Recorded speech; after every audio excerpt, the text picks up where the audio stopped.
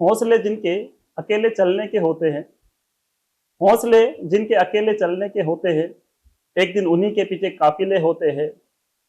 इन्हीं शब्दों के साथ आज जागरूक मंच घोसी समाज सेवा संस्थान की जानिब से जो प्रतिभा सम्मान समारोह आयोजित किया जा रहा है जज्बा 2026, उसी के दरमियान हमारा जो टॉपर्स टॉक शो चल रहा है, उन्हीं टॉपर्स टॉक शो में उसी हौसले की उड़ान लेकर आज हमारे बीच में हमारी जो होनहार बच्ची आ रही है, उसका नाम है रयाना मोयल। मैं जोरदार तालियों के साथ रयाना मोयल का हार्दिक इस्तकबाल करना चाहूंगा।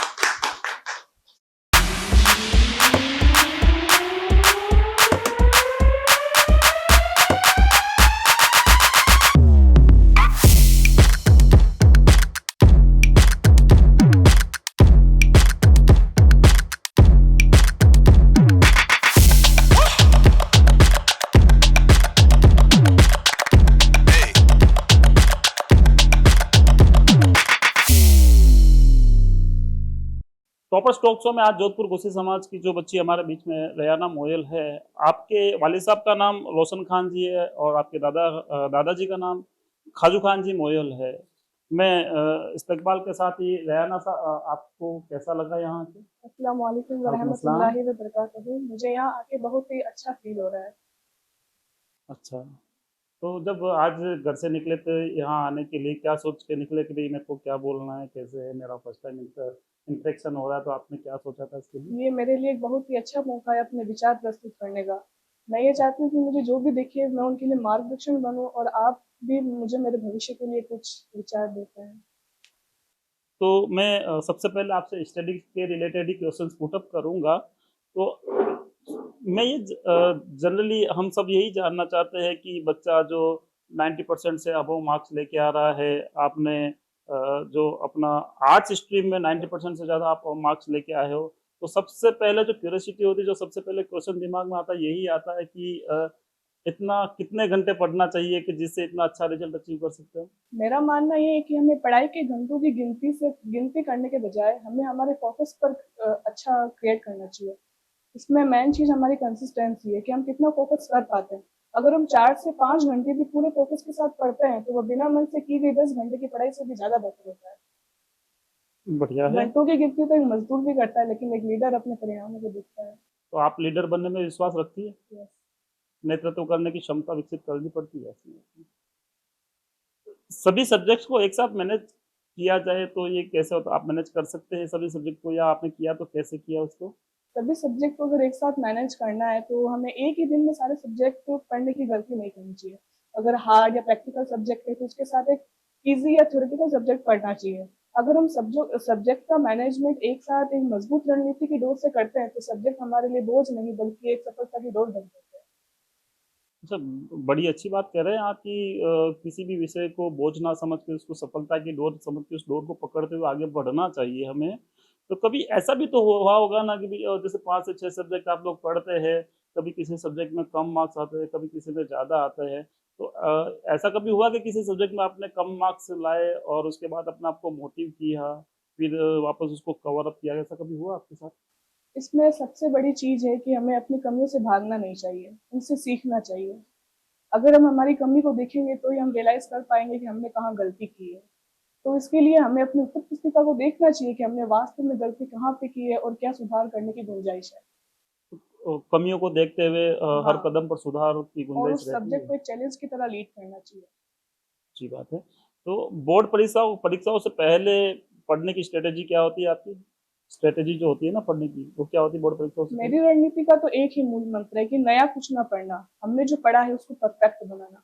इसके अलावा भी मेरी स्ट्रेटजी के 3 मुख्य है भाग।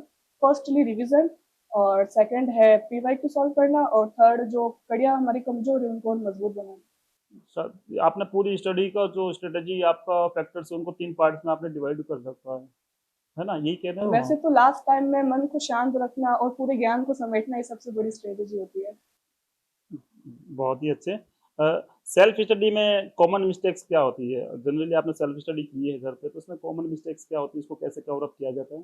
जैसे बिना प्लानिंग के पढ़ना, रिविजन ना करना, किसी पसंदीदा सब्जेक्ट को ही बार बार पढ़ना, और पैसिव रीडिंग करना, रिटन प्रैक्टिस ना करना, ऐसी काफी मिस्टेक्स हैं।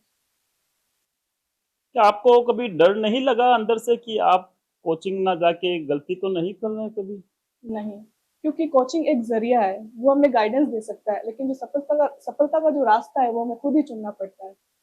अगर कोचिंग ना करके आपने सेल्फ स्टडी को ही फोकस किया हाँ। घर पे, तो सेल्फ स्टडी जैसे आपने की है घर पे, तो उसमें बुक्स का कितना रोल है और नोट्स का कितना रोल है और उसके अलावा सेल फोन का कितना रोल है सेल्फ स्टडी वैसे में? इन तीनों में से किसी एक को चुनना मेरे लिए थोड़ा डिफिकल्ट है।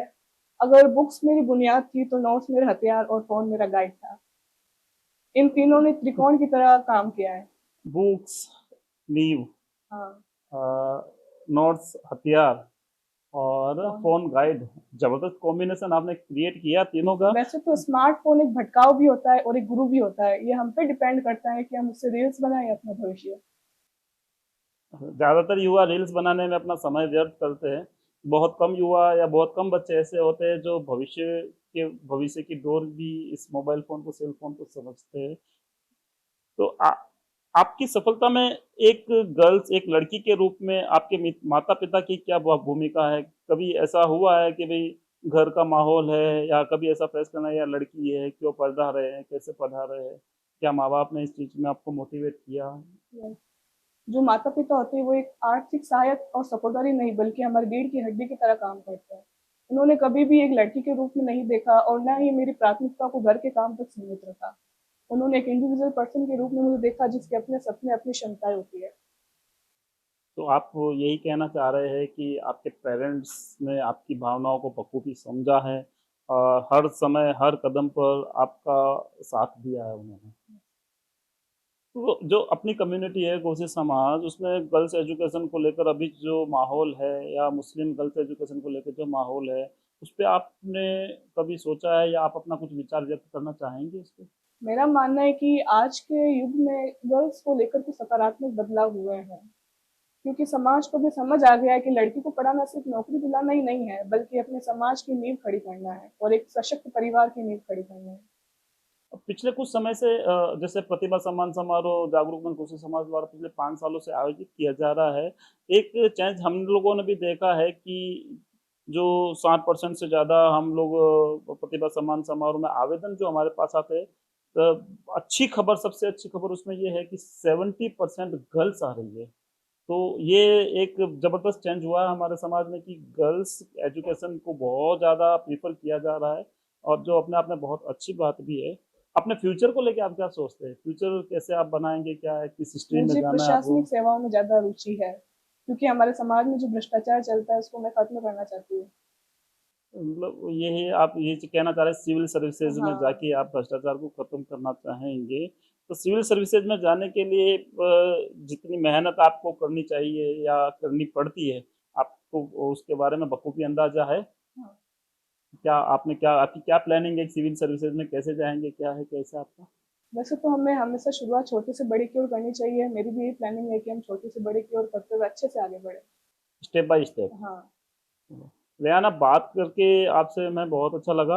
अल्लाह ताला से मैं दुआ करूँगा कि अल्लाह आपको बेहतर मुस्तकबिल अता फ़रमाए, और मैं ये दुआ करूँगा कि आपके रूप में हमारे समाज को पहला कलेक्टर मिले, जो कि सिविल सर्विसेज में जाके समाज का ही, अपने जोधपुर शहर का और पूरे समाज का और अपने माँ-बाप का नाम रोशन करे। बहुत-बहुत शुक्रिया रेहाना।